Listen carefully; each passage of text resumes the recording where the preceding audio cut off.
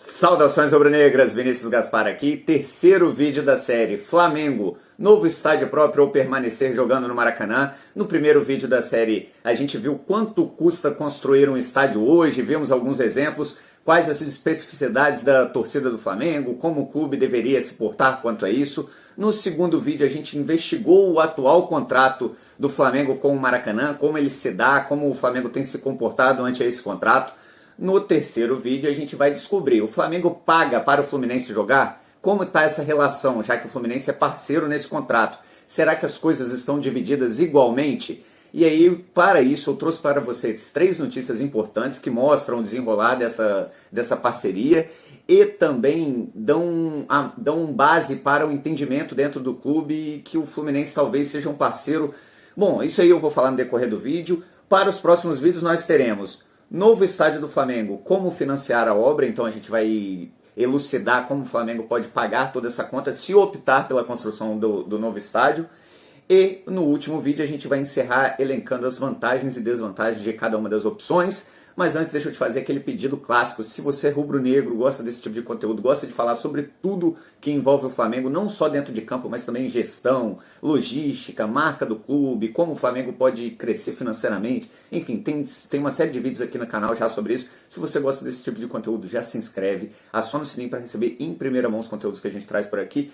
E mais do que isso, não custa nada para você, mas faz muita diferença para mim. Já deixa seu like para fazer com que esse vídeo chegue para mais pessoas. Então deixa eu chegar aqui pro cantinho para vocês poderem ver aqui as manchetes junto comigo. Bom, a primeira notícia que eu trago é: Fluminense deve 652 mil ao Flamengo que banca custos do Maracanã sozinho. Ué, Vinícius, não era uma parceria? Como assim o Flamengo está bancando sozinho? Vamos à notícia. Primeiro, lembrar que essa notícia é lá de 2019, só 4 meses após o início dessa parceria, quando o governador Wilson Witzel cancelou o consórcio, cancelou a parceria do Estado com o consórcio que administrava o Maracanã, porque o consórcio não estava cumprindo lá com os artigos determinados do contrato. Bom, Flamengo e Fluminense se assumiram e isso aconteceu logo 4 meses depois do começo dessa parceria. Vamos à notícia.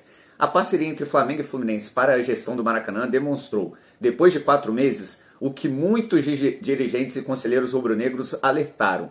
O tricolor não tem conseguido pagar os custos dos seus jogos no estádio. A informação de que o Clube das Laranjeiras deve dinheiro para a Gávea, que vem pagando quase integralmente os custos da gestão do estádio, foi publicado pelo jornalista Paulo Vinícius Coelho. Vamos descer um pouquinho. O valor exato da dívida devida pelo Fluminense ao Flamengo atualmente é de R$ 652 mil, adquiridos em 4 meses. A gestão do ex-presidente Pedro Abad deixou um passivo de 373 mil. Depois que o Pedro Abad saiu, imaginou-se que as coisas fossem melhorar, uma nova gestão no Fluminense, mas vamos lá ver o que aconteceu. Após a posse da nova diretoria em junho, o montante cresceu mais 279 mil reais. Apesar da crise financeira que assola Laranjeiras, o Fluminense já tem uma ideia de como quitar o débito. Como o clube formador do Gerson, o tricolor tem direito a parte do valor pago pelo Flamengo a Roma, pela contratação do meio-campista, e pretende usar essa receita para negociar a dívida com o rival. E foi de fato isso que aconteceu. O Fluminense pagou o Flamengo com o direito da transferência de clube formador aí do Flamengo, da negociação Flamengo, Gerson e Roma. Apesar da parte, aí vamos voltar à notícia, apesar da falta de pagamentos por parte do Fluminense na administração do estádio, fazendo com que o Flamengo arque com quase todas as despesas, internamente a impressão é que não há ruídos na parceria entre os clubes. Bom, o Flamengo precisava do Maracanã naquele momento, a parceria com o Fluminense foi uma solução para a situação ante a negociação ruim que o Flamengo tinha com a Odebrecht, com a concessionária, né, que fazia o trâmite aí com o governo do estado. E o Flamengo tinha a garantia desse pagamento. O medo interno é que alguma outra penhora travasse o dinheiro do mecanismo de transferência e de formação de jogadores e o Flamengo não tivesse como receber esse dinheiro do Fluminense, porque esse dinheiro já teria sido penhorado para alguma outra dívida. O Fluminense é um dos clubes mais endividados do Brasil hoje. Essa é a preocupação. Aí a reportagem continua. A reportagem apurou que a dívida é referente aos custos operacionais do estádio e não ao aluguel que é pago ao governo do estado. Então, para fazer a parceria com o governo do estado, Flamengo e Fluminense tiveram que constituir uma empresa e por essa empresa pagavam a utilização por jogo. Quer ver? O valor é depositado para o poder público, é dividido e de responsabilidade de cada clube por partida. Então quando o Fluminense joga, o Fluminense paga, quando o Flamengo joga, o Flamengo paga. Isso do aluguel do estádio ao governo e paga pela constituição dessa empresa, paga pela empresa. Bom, a gestão conjunta de Fla-Flu começou em 19 de abril, com o acordo sendo válido por 180 dias, isso já foi prorrogado várias vezes. Os clubes criaram uma empresa responsável por administrar os pagamentos do Estado e apenas direcionar os recursos de cada clube para os fornecedores. A empresa também se responsabiliza pelas contas do estádio, como luz, água, camarotes, aluguel de espaço, shows, tem receitas revertidas também para essa empresa, com o fim de pagar as questões aí obrigatoriamente contratuais. O aluguel mínimo cobrado será de R$90 mil por jogo e, a princípio, vem sendo pago pelo Fluminense. A média de público do Flamengo no estádio é de 48.449 pagantes, enquanto o Fluminense tem média de 16.248. Então essa é uma primeira notícia que dava uma ideia lá do início dessa parceria, 4 meses após o firmar do contrato. Bom, então a gente sabe que para jogar no Maracanã, Flamengo e Fluminense constituíram uma empresa e pagam juntos parte das questões administrativas do estádio, mas algumas coisas eles fazem de forma individual. Por exemplo, o pagamento do aluguel por partida é de responsabilidade de cada clube. É claro que a responsabilidade, na verdade, fica para o pagamento dessa empresa, que está constituída como Flamengo e Fluminense sócios nessa questão. Mas algumas coisas são gastos individuais. O Fluminense não vai pagar pelo que o Flamengo decide de infraestrutura e logística para os seus jogos. Mesma coisa o Flamengo não vai pagar para o que o Fluminense decide. É claro que o Flamengo paga mais por isso porque recebe mais público. Então o Flamengo tem uma estrutura bem maior nas suas partidas e o Fluminense não participa desses pagamentos. Do mesmo modo, o Flamengo não deveria participar também dos pagamentos do Fluminense. Acontece que muitos desses parceiros firmaram os acordos com os dois clubes.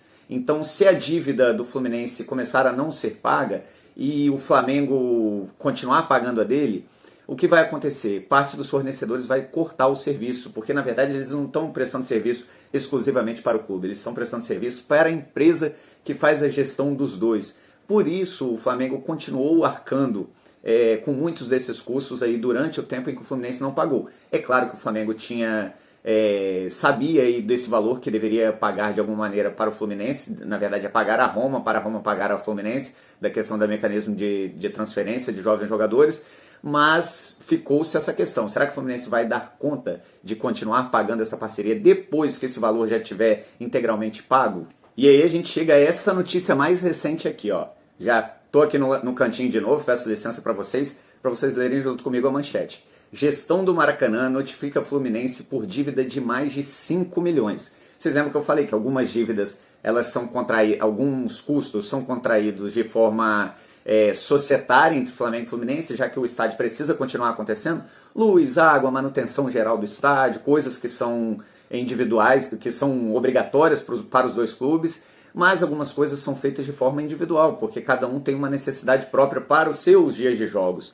Então a gestão do Maracanã notificou o Fluminense exatamente por causa disso. Por exemplo, vamos à notícia. O grupo Sunset notificou extrajudicialmente o Fluminense devido a uma dívida de 5.168.000 reais. Lembrando que essa notícia já é de 2020, 29 de julho de 2020.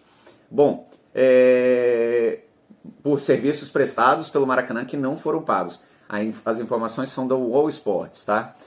O documento assinado pela vice-presidente do clube, Solange Abreu, e pelo advogado Luiz Otávio Barros Dutra, enviado nesse mês, diz que constam débitos de serviços de segurança patrimonial, limpeza, conservação, controlador de acesso e entre outras coisas que envolvem o funcionamento do Maracanã, referente ainda à gestão de Pedro Abad, lá no início, nos primeiros 4 meses, aquela que a gente falou que deixou devendo 300 e poucos mil reais. Bom, aí a notícia continua. Já notificamos extrajudicialmente em diversas outras ocasiões sem obtermos resposta, mesmo diante dessas circunstâncias. Os serviços continuam sendo prestados muito pela questão da parceria com o Flamengo. O Flamengo continuava utilizando o estádio, continuava pagando integralmente todos os seus custos e enquanto o Fluminense não pagava, então não interessava, de repente, a essa empresa a romper absolutamente com a parceria Flamengo e Fluminense, já que pelo menos uma das partes estava pagando corretamente o que era devido. Então essa era a grande questão da Sunset, né, do grupo Sunset, que oferece esses serviços logísticos, de segurança, enfim, uma série de questões. Então, para eles ficaram um pouco num beco sem saída. Bom, a gente faz um rompimento completo com a gestão do estádio pelos dois clubes cariocas, porque uma das partes não está pagando, ou a gente tenta manter negociações para fazer com que o Fluminense arque com aquilo que está se devendo até então. Bom, aí a nota termina.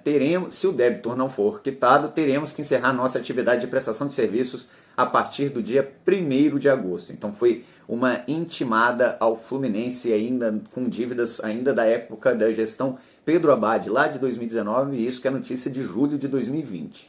E agora a gente vai para a notícia mais recente, que dá um pouco do tom que tem dado essa parceria entre Flamengo e Fluminense na gestão do estádio. Bom, o CEO do Maracanã explica jogo do Fluminense na Libertadores fora do estádio e garante não haver dívidas. Bom, para quem não acompanhou, essa polêmica foi recente, o estádio ficou fechado bastante tempo para se recuperar o gramado que estava muito ruim nas últimas temporadas, e a torcida do Fluminense e o próprio clube reclamaram bastante pelo estádio ser liberado apenas 3 dias depois do Fluminense ter jogado contra o Olímpia pela Libertadores. Jogo até que o Fluminense ganhou e foi bem confiante, achando que ia passar aí para a fase de grupo da Libertadores. Bom, o Flamengo estreou o estádio em Bangu, o CEO explicou que o estádio só foi liberado depois por questões mesmo logísticas do campo, da manutenção do campo, da construção desse novo gramado, e aí tem uma explicação mais técnica para a questão, mas a torcida do Fluminense estava muito empolgada com aquela série de vitórias aí na Taça Guanabara e também com alguns bons resultados na pré-Libertadores,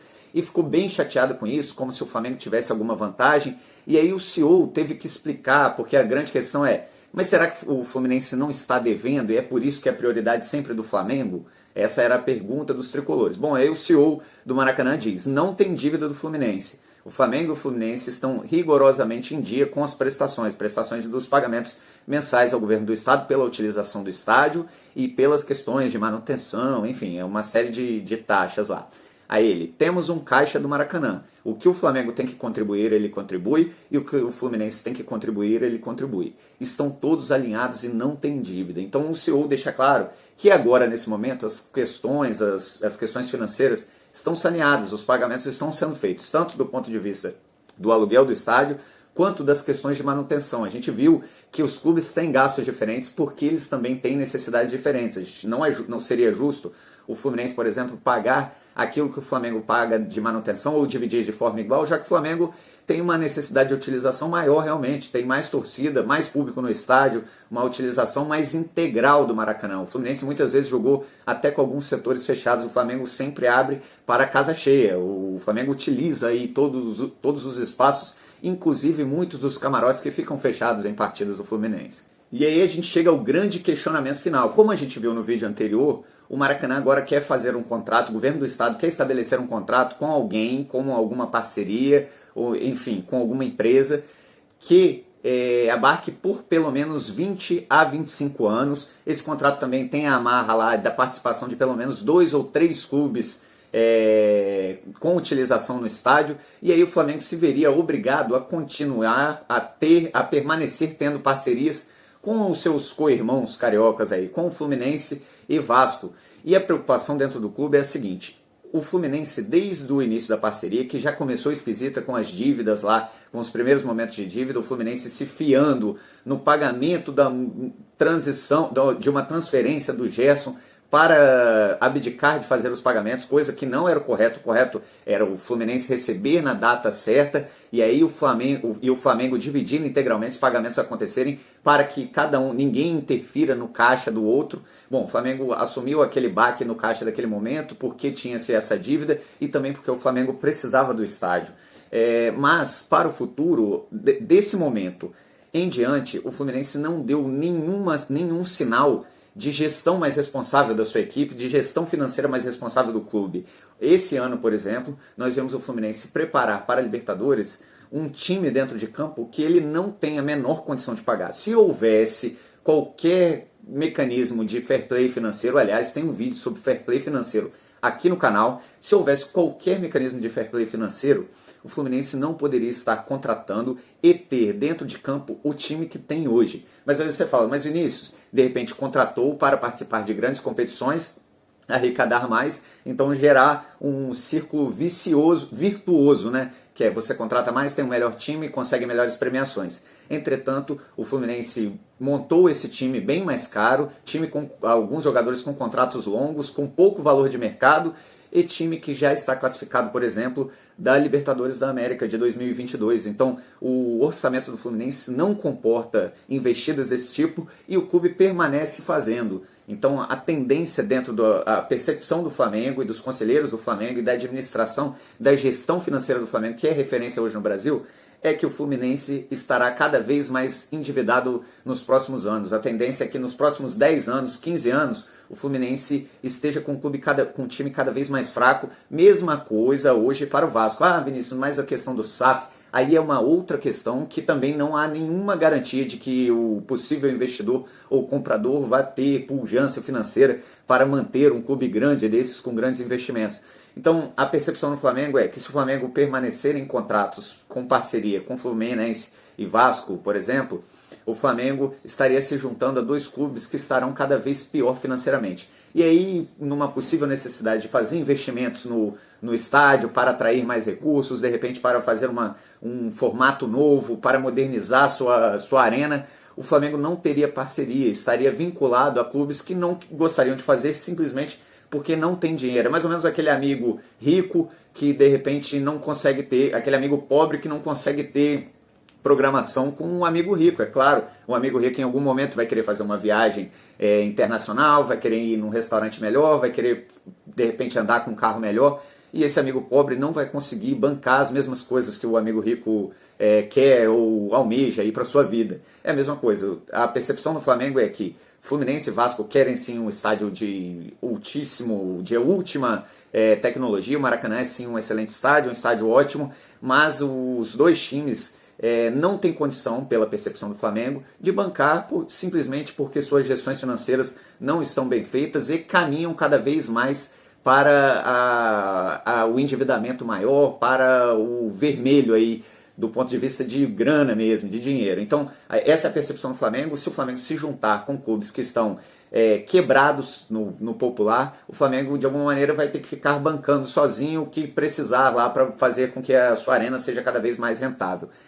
Isso não é interessante para o clube. Bom, então essa é uma questão que aflige aí os rubro-negros. O Flamengo não gostou desse formato de contratação apresentado aí pelo governo do estado. O Flamengo foi contra na hora da chamada pública. O Flamengo pontuou essas questões, falou como um clube vai garantir os pagamentos, sendo que muitos desses contratos aí desses clubes já estão penhorados e etc. Então essa é uma questão que ainda está acontecendo. O debate interno do Flamengo é muito grande e é por isso que ganha forma e ganha pressão essa ideia de repente o Flamengo abandonar toda essa discussão e partir para o seu novo estádio próprio. Também essa discussão de novo estádio próprio também funciona para pressionar o governo do estádio de abrir mão de algumas dessas cláusulas que não fazem o menor sentido. O Maracanã hoje não comporta 3 equipes jogando com regularidade. Então o governo do estado ou vai precisar repensar, ou pode ser que o Flamengo tome novos caminhos. Bom, esse foi o terceiro vídeo da série. No próximo vídeo a gente vai falar sobre como